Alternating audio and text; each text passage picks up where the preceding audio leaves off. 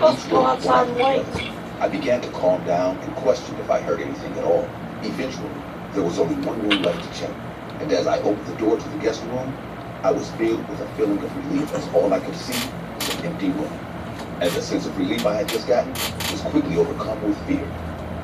As out of the corner of my eye, I could see a figure standing behind the door. Before I could say anything, the person jumped on me, knocking the knife out of my hand and settling on top of me, pinning both my arms under her.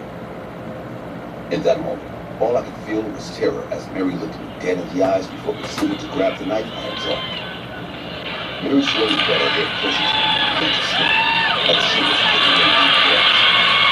My skin began to crawl, and I began to struggle to get free. The following is scheduled for one fall, making his way to the ring from San Francisco, California, weighing in at 264 pounds, Brutus the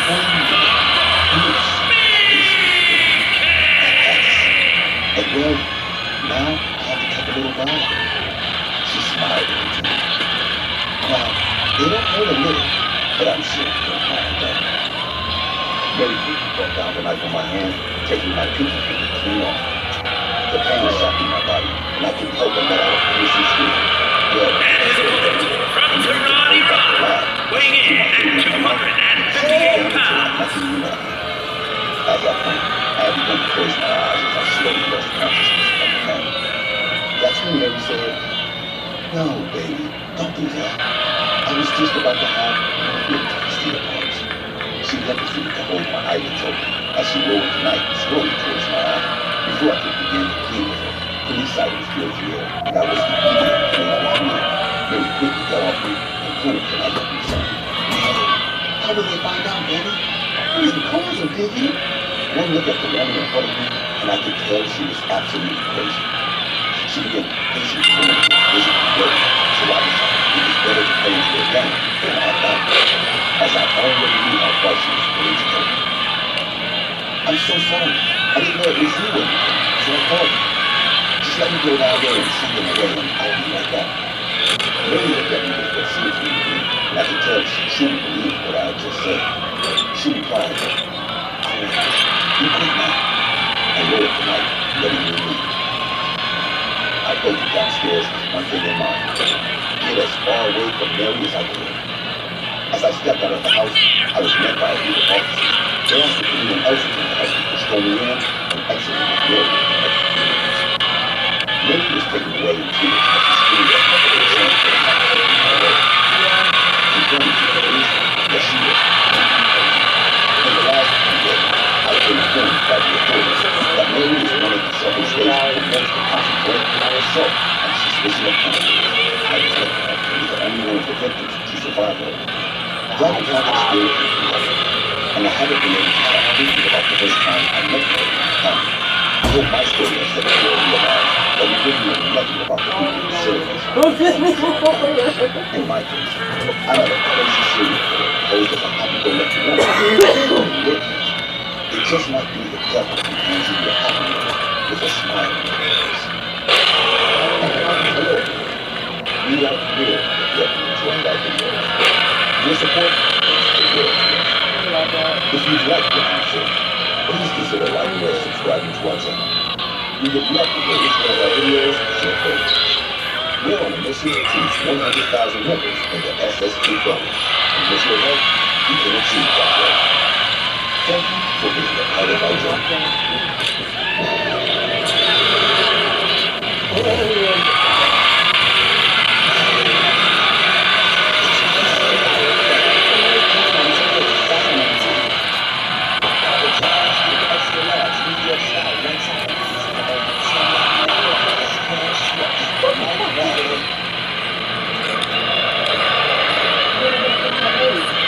Christmas is usually one of the best holidays.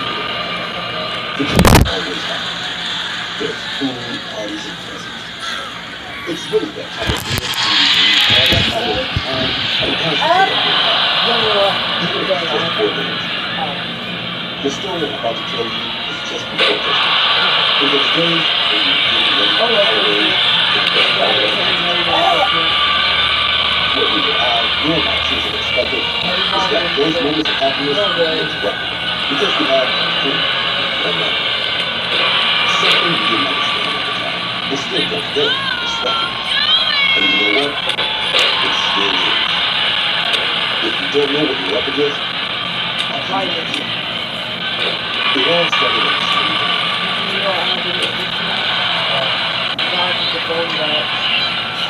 Yeah. If you call me up that one,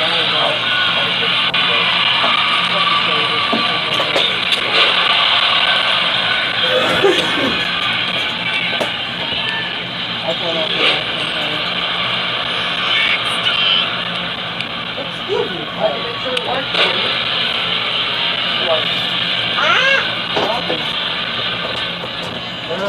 You shouldn't have done it.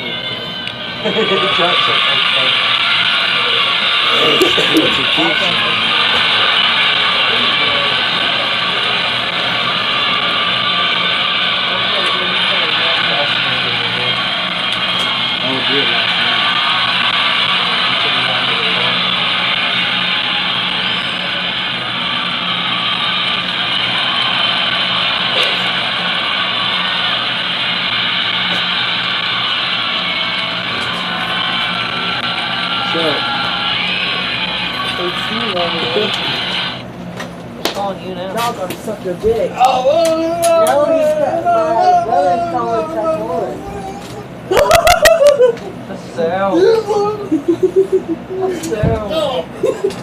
I answered the phone because he won't. He broke my bracelet. Motherfucker! Calm down, it was an accident. I heard the beads go everywhere. Oh, what's this? In a room sleeping. Good luck, bro. Your sister gave me head yesterday.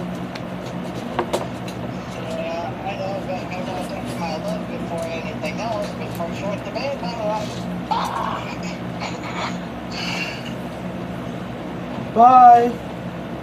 My phone's about to die. Call your sister instead. Okay, I'll make sure she does.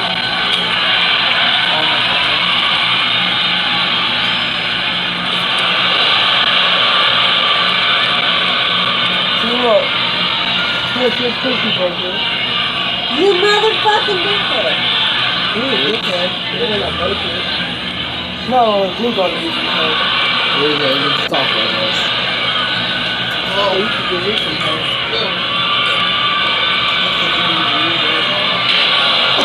Don't break the other one. You can pause on the bed. Look at things. You actually, you have.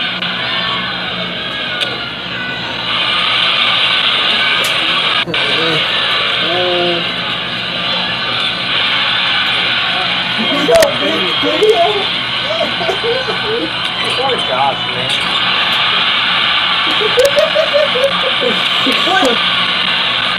What do you want, fucking Victor?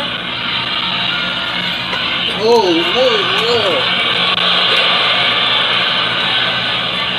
Thanks.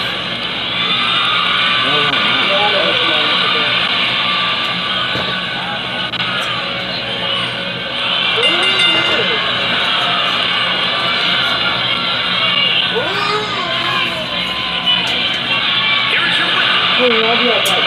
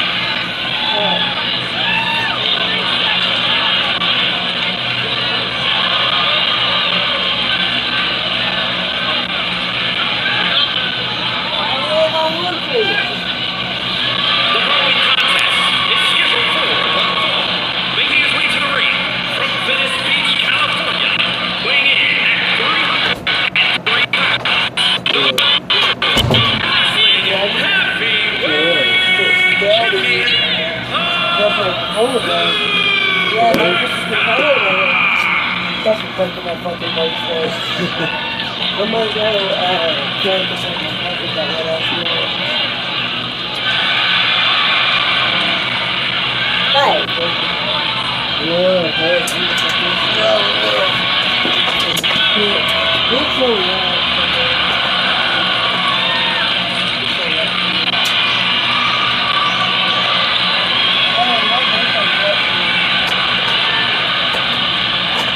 he's a driver.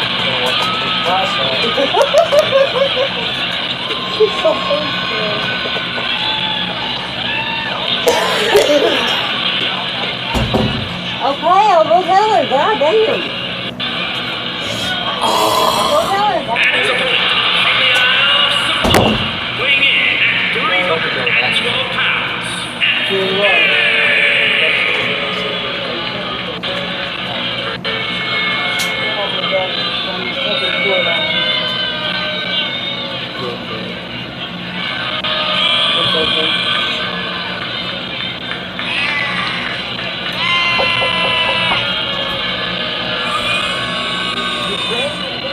What's that? No, no, no, after. Oh, okay. Gotta go on the top.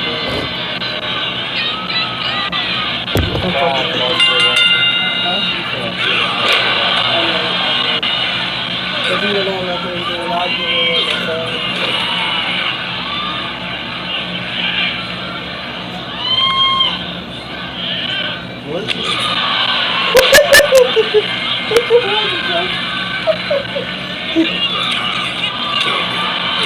Now about this one, then. Say fucking less. We're gone now. Huh? We're gone now. Huh? I'm top, bottom, and center. Wait, you're fucking me. I'm in the middle. Oh,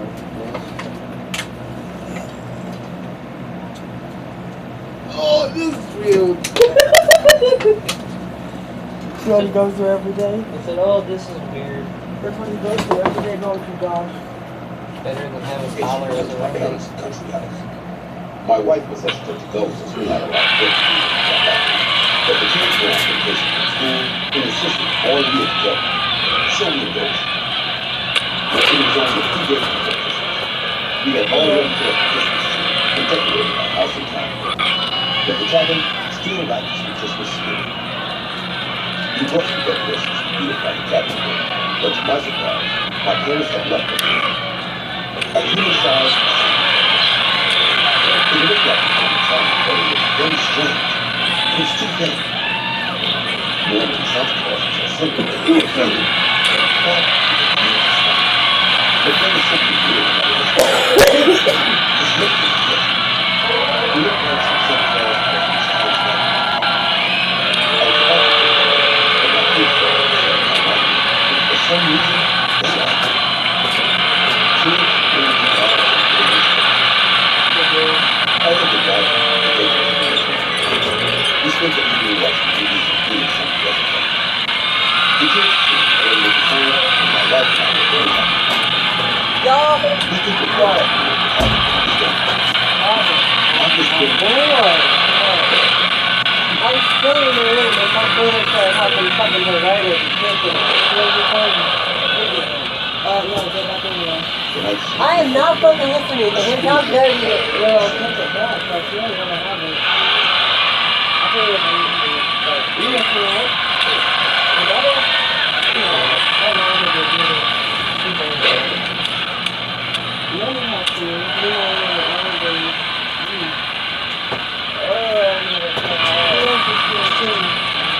It was the scream of one of that children. That was my foot, dude. As soon as we woke up, we both looked out the window where the scream was coming from. Our two children were outside, running through the snow, running away from someone. Where the fuck were they at? Our kids started to attack. No, Baby! it could be true. We haven't It was talked to the Santa you. Claus and the Giants I had put up this one. This didn't make any sense. As I watched the money that I was with my children, I could see them walking very naturally. Christmas night, and I could try to do anything like that. It moved like a hero, but it was so big. I told you I'd be calling for Mr. Smith's car, and I was going to protect him from their attacks. I was going to clear out whether we ever did it again. I had to go as soon as possible. As soon as I got out, I took the phone to the nation of Jersey, but he was my account. Mr. Simmons was not wrong, but I was walking to my rest of my season.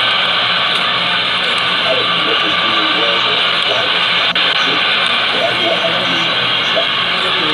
With all my strength, I threw myself out. I still thought that all this was passing my explanation. Maybe it was because of the sky was the same. Yes, that was the deal. That was only not good explanation. I didn't have to wonder why I thought myself. I tried to take it down, but that's when the spare of destination was over my whole back. Now it's just a few inches away from me.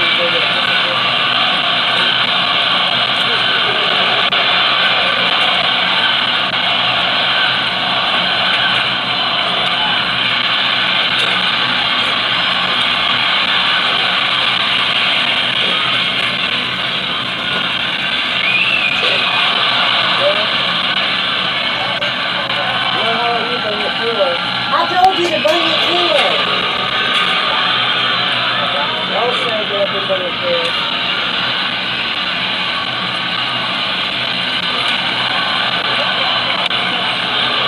Yeah. Listen to it, you're fine.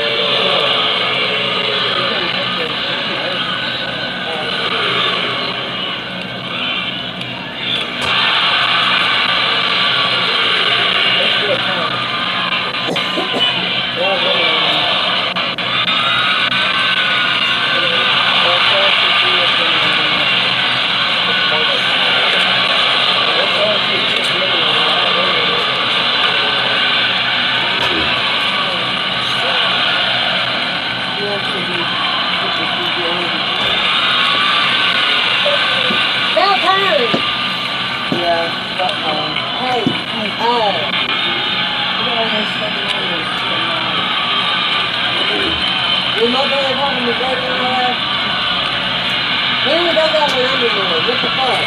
Sometimes he does it, huh? Don't let me go! Yeah. Sorry, you don't get it. Yeah, no, definitely.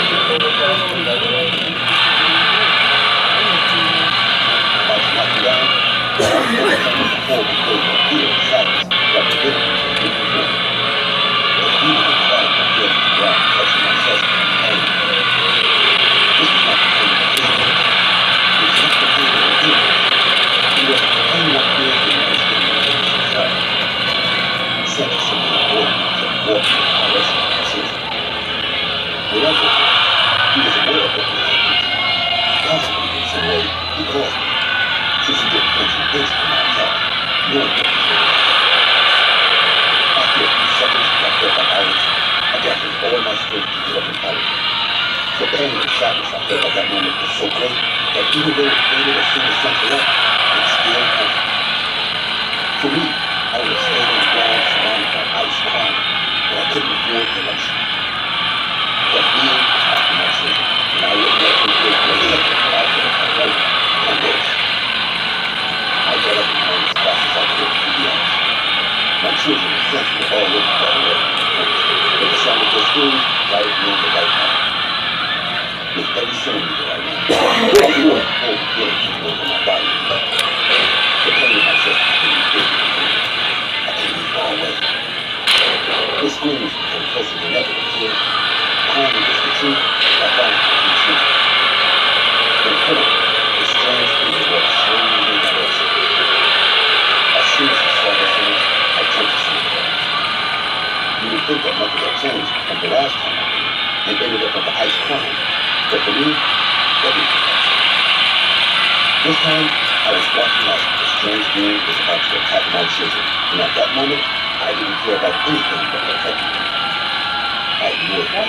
The fear, the sadness, the cold. All I could see was this thing facing the tree. With a war cry, I ran at it. Blinded by words to realize that I was just getting this person sensitive. All the feeling of fear and desperation of brothers beyond what I may have counted. Now I was doing nothing more than hitting and running after it while my children cried outside. When I realized it, I stepped aside and looked at my children while Santo stood destroyed next to me. It was all over. Once we got back, I threw all the parts of that summer class in the trash and put a new one once we got home. I'll be honest with you, the new summer class didn't last more than a year. Maybe I was still a little kid, but I could swear that every once in a while, it felt like it wasn't in the same position I left it. As if his head or limbs were moving when no one was watching. Also, I couldn't shake this feeling of fear, but when I was near him, I was constantly being watched. For them, my children didn't talk about it. Oh, that'd be a different one. You got that one out there? But I could see in their eyes that they were terrified. Here is your winner. At first, I liked that everything I told her was a joke. But over time, she began to believe us. Although all of her things was a strange collective paranoia. I can't blame her, and I can't blame you if you don't believe me. Not even in my wildest nightmares did I think that something like this could happen. But I guess, as a human, there are things we can never understand. And you know what? It's okay. I don't want to understand what happened that day. I just don't want it to happen again. I just want my family to be safe. Working at Burger King was an average job for a guy like Burger me. King was Often the nights were quiet, with only a handful of customers coming in for a quick dinner before closing. On that particular night, the story I'm about to tell you was anything but ordinary. I was alone on the night shift, as usual, and the clock read 10 p.m. when it all started. The night was cold and dark, and the rain was pounding on the windows of the restaurant, creating a gloomy atmosphere. I had finished cleaning the tables and was about to close when I saw a lone man standing outside in the pouring rain. He wore a black jacket and a hat that hid half his face, but something about his posture sent a shiver down my spine.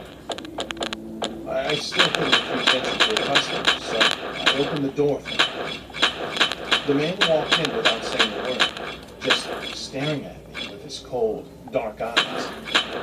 He ordered a hamburger and a soda, and I prepared his order.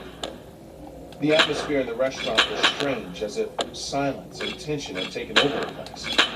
As I delivered his food, I tried to make friendly conversation, but the man didn't respond. He just kept staring at me. Something in his gaze made me uneasy, but I decided not to pay much attention to it. The man sat in a corner of the restaurant, alone, silent. I continued with my usual tasks, but I couldn't help but feel watched. A few minutes passed, and I noticed that the man didn't touch his food. He just sat there, looking at me. I felt uncomfortable, as if I were in a scene from a horror movie. Finally, I decided to approach him and ask if everything was okay. I walked up to his table and spoke to him. "Is everything all right, sir?" The man looked up, but instead of answering, he smiled in a disturbing way. It was a smile that could reach his eyes, and his teeth looked sharp as knives. At that moment, I knew something wasn't right. I couldn't just let it go. The man finally spoke, and his voice was soft and creepy. like your restaurant. It's a good place to be alone. I didn't know what to answer, so I just nodded and walked away from his table. I walked back to the counter, trying to ignore the uneasy feeling that came over me. The night was slowly progressing, and the man was still sitting in his corner, not touching his food. I decided to call the manager and tell him what was going on. The call was mysteriously cut off before I could say a word. I felt like I was trapped in a silent nightmare. I decided to take a break and headed for the bathroom.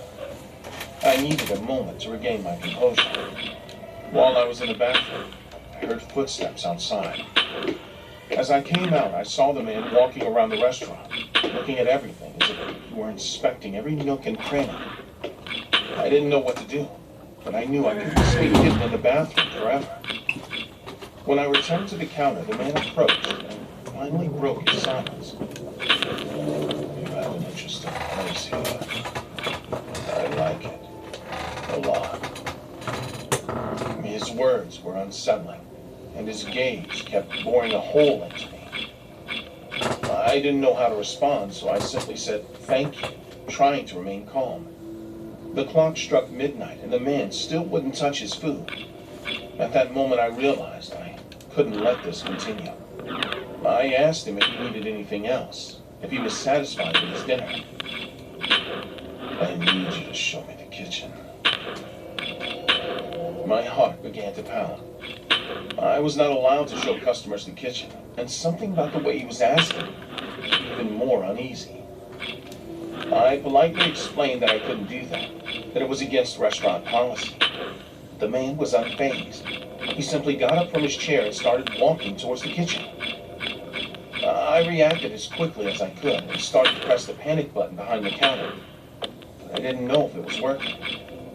The button didn't react and didn't make any sound. Who knows? Maybe it didn't work months ago. Maybe it never worked. Terrified, I made a really bad decision.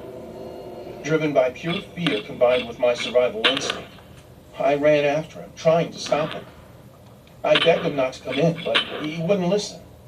When he reached the kitchen, he stopped and started looking around, as if he was looking for something. I felt trapped between my duty to protect the restaurant and the fear that was gripping me. The man walked over to one of the meat freezers we had in the kitchen and picked it up. At that moment, I knew I had to do something. Refresh the everyday with Mentos Go. Yes to fresh.